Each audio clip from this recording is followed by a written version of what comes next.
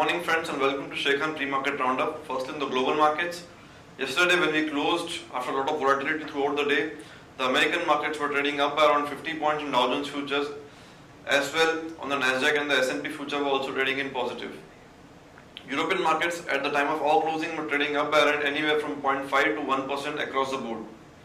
Finally, towards the end of the day, the European market closed up by around 0.5 to 0.75% across the board, whereas the American markets, which at one point of time opened up with a gap of around 100 points on Dow Jones and around 20 points on Nasdaq, finally settled down on the lower side with Dow Jones gaining 0.1%, S&P gaining 0.2% and Nasdaq gaining 0.3% respectively.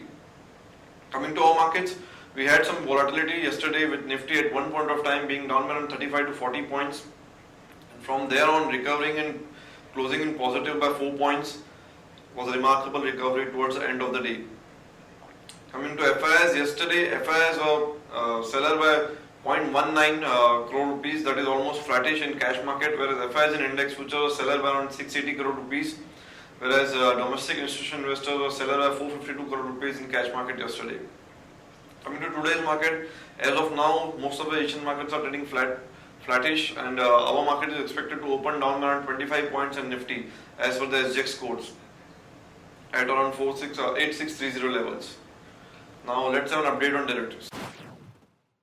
Yesterday we saw Nifty adding close to 17 lakh shares in open interest, with open interest now standing at 3 crore 15 lakhs 14,000 shares. This is one of the highest open interest we are seeing in last couple of years at the time of expiry. Cost of carry also rise to 19.34 versus 5.71 as there was late surge in Nifty and some short covering which was seen, and Nifty finally closing at around 8655 level, which was the highest point of the day. PCR was 1 versus 0.97 at a comfortable level, whereas India VIX closed down to 13.9 versus 14.24, which was a drop of 2.4%. On the options activity front, 8700 call options traded open interest marginally by around 1%, whereas 8800 traded around 11% open interest. 8600 call option, which was in action yesterday because most of the day Nifty was trading at around those levels only, added around 3.5% in open interest. What was surprising was 8400 put adding open interest by around 41%, and the average traded price for this put was only rupees 2. That was a surprising factor, but it's a one-off event that and out of the money strike by 200 points just before the expiry is adding so much of open interest. 8600 put adding 2.5% open interest, and 8500 put adding reducing 13.28% open interest. On the stocks in ban front, Bank of India, CEAT, IBDL, Jindal Steel, JP Associates, Just Dial, Oriental Bank and Wockhardt Pharma are the stocks which are in ban period for this series. FIIs in index futures were seller by 631 crore rupees, index options seller by 538 crore rupees, stock futures seller by 524 crore rupees, and stock options seller by 77 crore rupees. Overall, yesterday FIIs sold close to 1770 crore rupees in futures and options.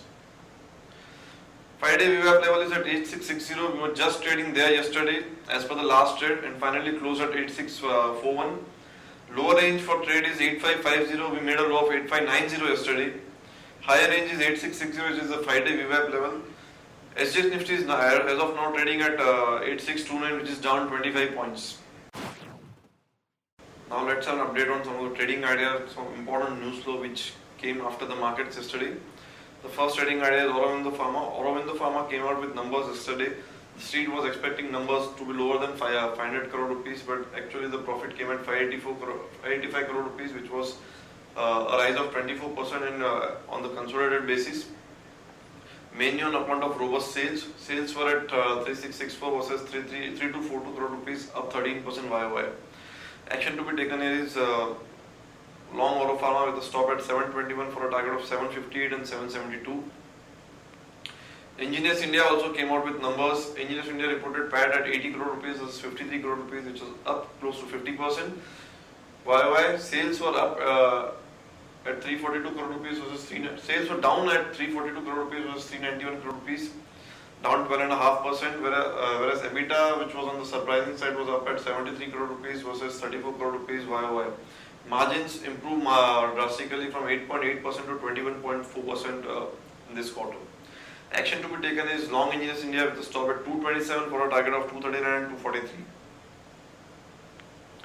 Important news flow: Railway has raised short distance coal freight yesterday by 19%. BP unit is looking to sell up to $261 million stake in Castrol India. Reliance Jio's full-scale commercial launch likely to happen in December. And major announcement related to Reliance Jio may come on September 1st. Cabinet is likely to approve New India Cyprus DTAA today.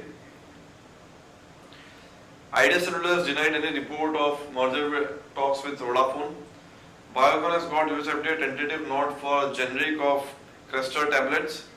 Piramal Partners, Bain Capital to invest in distressed debt. This will be a 1 billion fund. JC Penney and Macy's now investigating Welspun Group post Target and Walmart. Infosys may get $60 million for GST project. World Bank has backed IFC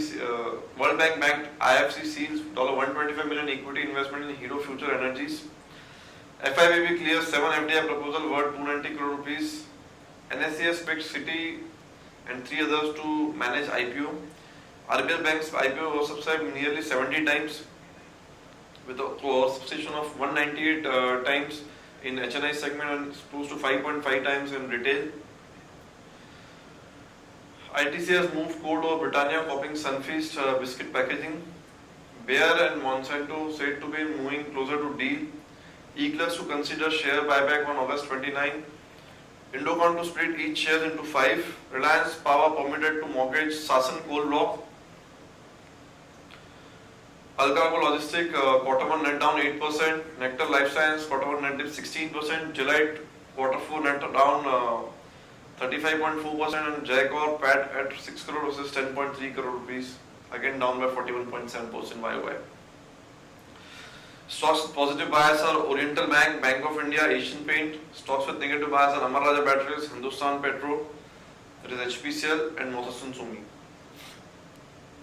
Stocks for investment are Britannia, HDFC, Hero MotoCorp, State Bank of India, and Sunflower. That's all, friends, from our side. Thanks and bye. Nice selling session.